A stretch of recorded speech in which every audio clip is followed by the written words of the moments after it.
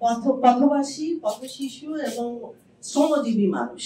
কর্মঘণ্টা সাব্যস্ত হইতে হবে এবং সেই কর্মঘণ্টা সাব্যস্ত করা বা শ্রমকে সাব্যস্ত করা এই জন্য আমাদের দেশে স্থানীয় সরকার ব্যবস্থা যেটা আছে, এখানে তো মহিলা বিষয়ক অধিদপ্তরের লোকজন আছেন বা নারী সংগঠনগুলি নেতৃত্ব আছেন, নারী সংস্কার কমিশনের আপা আছেন।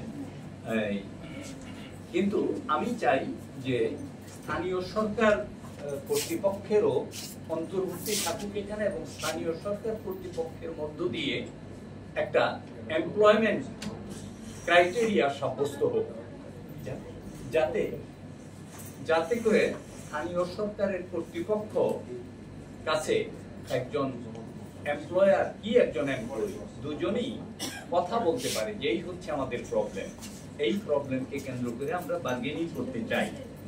ত্রিপক্ষীয় বার্গেনিংটা আপনার তো আসে নাই, এটার পেছনে তো ফিলোসফি আছে।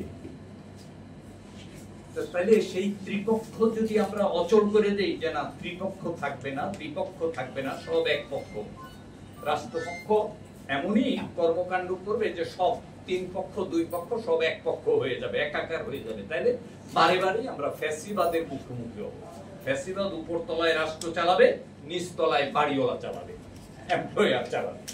তো দুই ফ্যাসিবাদের মধ্যে পিষ্ট হইয়া আমরা স্যান্ডউইচ হয়ে যাওয়া ছাড়া আমাদের আর কোনো। যাদের সাথে কাজ করছে তাদের অধিকাংশই হলো পথবাসী, পথশিশু এবং শ্রমজীবী মানুষ। এবং অনেকগুলো দিক আছে যেগুলো দিকে আমরা যখনই কাজ করি তখন দেখতে পারি যে পথে যারা এসে শেষ করে তাদের জীবন মান এবং জীবন যাপন আবার শুরু করে, তাদের অধিকাংশই হলো এই গৃহ শ্রমিক বোনেরা বা ছেলেরা।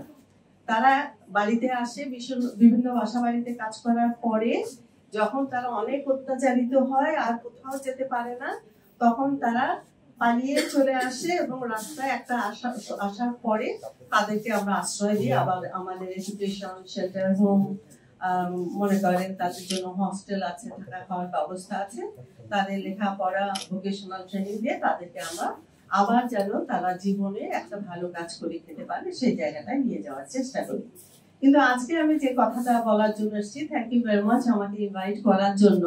আমি খুব খুশি হয়েছি। আমরা প্রায় 55টা লার্নিং সেন্টার চালাই, যেটা শুধুমাত্র এই গৃহ শ্রমিক মেয়েদের জন্য।